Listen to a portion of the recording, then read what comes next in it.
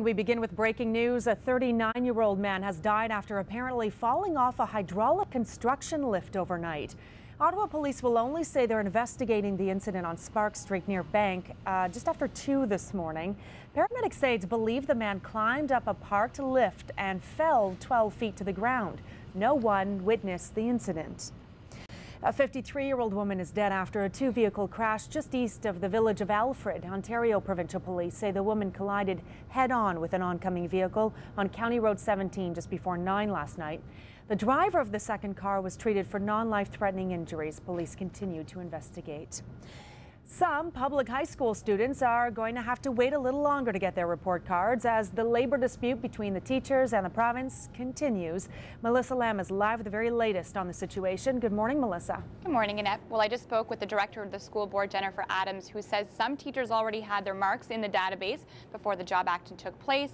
As for the others, they're working on it. Now, the Ottawa Carleton District School Board says getting marks in for their grade 12 students will be their top priority since they are applying for college and university and they don't want their students to be at a disadvantage.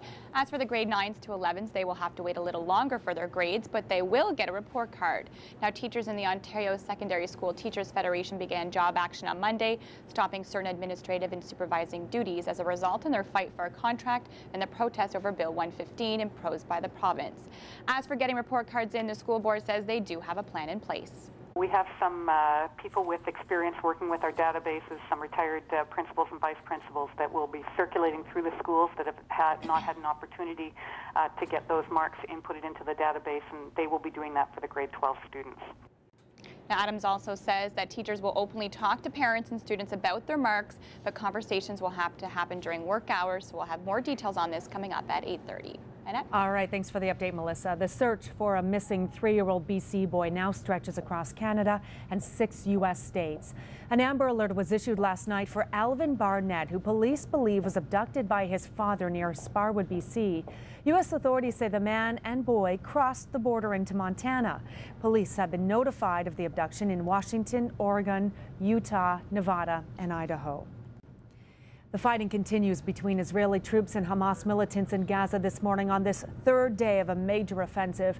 Despite Israel's promise to halt its offensive during a 3-hour visit to Gaza by Egypt's prime minister, rocket fire is reported across the region. Reports say Israeli aircraft struck more than 130 targets, while the militant group is said to have fired at least 11 rockets into Israel.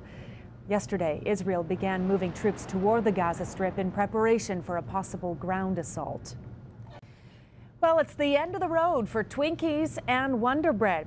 Hostess Brands announced this morning it is going out of business, closing plants that makes Twinkies, Ding Dongs, and bread. The company says a nationwide strike by workers has crippled its ability to make and deliver the products.